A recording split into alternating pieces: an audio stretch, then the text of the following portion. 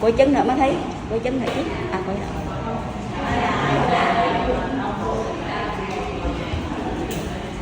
Chân nắp. Đó.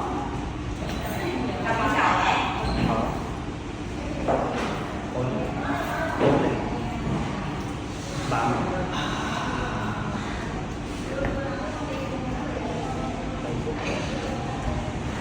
Thôi nhé. Đó.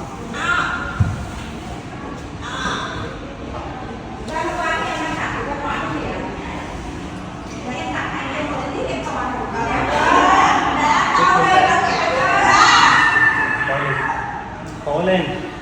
Lên. Lên.